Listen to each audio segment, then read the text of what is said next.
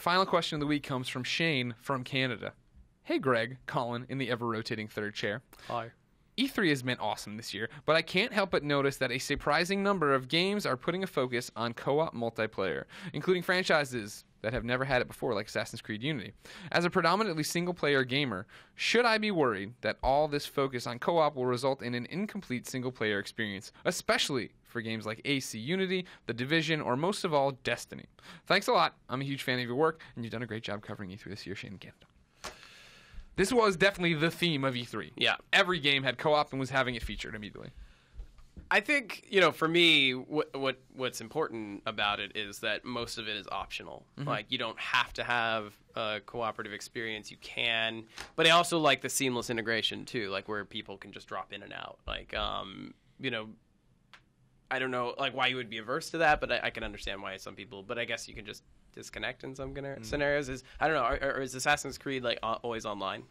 I don't think they've said. I can't imagine it is. That doesn't sound right to me. And because that's the whole thing is is that it's just a mode where you're playing with your friends? Can they drop into anything? I'm not 100% sure on any of that. I mean, because like with Watch Dogs, you can turn off, people hacking into your stuff. Yeah. You can turn that off, and I think, there's just not enough people interested in that yet. For like companies to make it exclusive. I mean, obviously something like Destiny, I don't know if they've said either, but like that seems like something that's just like integral to the experience. I think as they're going for that online MMO, it would be, but you could mute everybody, right? And there's people running around, and I bet that most missions are like any other MMO where you can go through and do them on your own. However, when you get to end game content, that's when you need to group up. And personally, I like the help you can get, and I like the kind of human, like making it kind of a human experience, because like sometimes in single player games you just kind of feel like you're isolated all by yourself, like and if it's that inoffensive and unintrusive like that, where you can just have someone drop in, help you out, and then they'll be gone, you don't really have to talk, almost sort of like a journey kind of thing. Like I'm all for that stuff. Yeah. Colin, you're adverse to multiplayer in most respects. Yes. What did you think coming out of E3? I mean, I tweeted it. I was like, enough with the co-op already. Like, I'm frustrated by it. Like, I agree that it's fine if it's optional and stuff, but I'm afraid of a Brave New World where it's not going to be optional anymore. Yeah. And it scares me with games that I really care about. Like, I really want to play The Division. I just will not play that game with other people. And I want to know, like, that game looks so good to me. Like, let me just walk around by myself. Like, is it real? Like, is it really?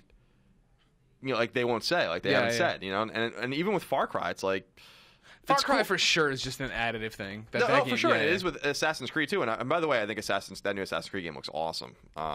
Will it play like old Assassin's Creed? Of course, and you'll hate it. Yeah, it's something like I actually like it, but it looks great. I'm just stressed by it because I just don't want every game to be like this. Because then I imagine. These games that we want that we know are in development that haven't really been announced yet, like Fallout 4. Like, are they going to go down that road too? Like that really like horrified. Like I'm horrified by that. Like a Fallout game where you have to play with someone. Like, I don't want to do that. You know what I mean? Like, or that you even have the option to play with someone. I just want some developer, maybe it'll be Bethesda, to say like the single player experience is sacred and like we. Wolfenstein did. Yeah, exactly. Wolfenstein did, and it was a good game. And we don't need all of these multiplayer bells and whistles. Like people like single player games as well. And for me, I saw these great games that are co-op. They have co-op modes, or they are co-op focused, like Rainbow Six or whatever, where it's like Evolve, where it's like you need to play this with other people or whatever. Right. For me, that wasn't a turnoff because my problem with multiplayer being forced into single player experiences was when it was forced into single player experiences. When you look at the multiplayer for Tomb Raider, that was just garbage. You know what I mean? Like that's when I had a problem with it. Games that are like built from the ground up to be like, this is what we are and this is where co-op. That's fine. Do your thing, Playboy. I don't worry about it. But it's when if like all of a sudden the new Assassin's Creed was okay, you have to play with other people. Yeah, then it's like, ugh. Yeah, implementation is everything. I think most people are averse to it because it's just not been done super well in the past. Like where it's just like you said, hacked on. I think The Division looks like it's been designed and engineered to be that from the start, and we'll probably be better for it. Okay, so don't be scared. I'm a little scared. I think we're still in a good place. Wait and see. I think we're in a good place. I'm going to be really sad if The Division is only online, like only multiplayer. I'm going to be really bummed out about that because that game. I think that one really you have cool. a chance to not have that happen. I think that you definitely, or at least like let me do the old Rainbow Six 3 thing where I can have my own people with me like that are controlled by the AI, and then I can just kill them if I want to. Right, right. Which is what I used to do in that game all the time. See, they have to have AI stuff though, because like, let's say you and I just wanted to play by ourselves, right? Like they'd have to fill in those other 2 slots or whatever. Yeah, I don't know. I don't know how it's all going to work. I don't want us to get into a place where all these AAA exciting open world adventures are play with your friends and stuff. It's like there's something more haunting about playing by yourself, and like certainly something where you can do it at your own pace. You don't have to rely on other people's skill sets, or you don't feel like you're deficient, or you don't like. I don't like that kind of stuff. That's not why I play games. I hear you. And I felt that way even since like friggin' Contra and stuff like that. Like, it's like I'd rather just play this game by myself. Put down the controller. You don't get to play with me. Ladies and gentlemen, that's been Podcast Beyond, episode 347. Thank you so much for listening. Remember, every week Podcast Beyond goes live. Tuesday as an MP3, Wednesday as a video. Also remember, though, IGN.com keeps these mics on, so go over there, watch the videos, read the articles, sign up for Prime, and hey, while you're talking about that Prime business, which is where you can turn off the ads legally, and help us continue to publish content and be alive and make salaries. Keep Portillo alive. If you go and sign up for Prime now, you get that E3 t-shirt that we were all wearing with all the different weapons on it and stuff. Very cool. That's a nice little thing they're doing. Other housekeeping notes. We're getting close. It's 347, which means we're 3 weeks away from the big 350, which is crazy to think about that it's 50 weeks since the last we did Podcast Beyond 300. But as usual, we'll be doing a call-in episode for that show. No details yet. Don't bother emailing it yet, but we mainly start thinking about if you'd be available Monday morning to afternoon time period for phone calls from us.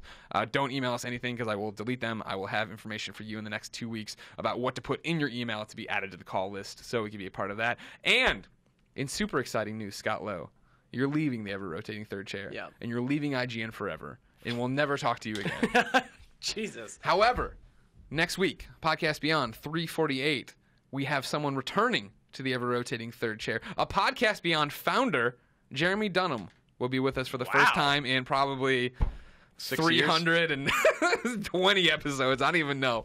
But that's super cool. Mm-hmm. He's going to be by here. You can learn all about what he's been up to. That'll be fun. I think that's everything for housekeeping. Oh, follow us on Twitter. Keep up with us there. That's the easiest way. IGN is IGN on Twitter. I'm Game Over Greggy. Colin is No Taxation. Scott Lowe is Scott Lowe. Follow him to find out what he's doing next. Yeah. Because soon he's going to have to talk about it. Thank you guys for everything, by the way. Like, you guys, like, when I was hired, you, like, were, like, some of the last, of that original crew. And sure. I love you both dearly. We love you. I love you too, buddy. The Beyond community as well. You guys have been really kind to me, even though I've kind of just sort of been pop in, pop out. Everyone's been really supportive, and I'm going to miss you all. Do you have one final tech fetish coming up? Yes. All right. So later today. We're going to have Mitch, Marty. Don't beat me to publishing the show, please, because then it makes me look bad.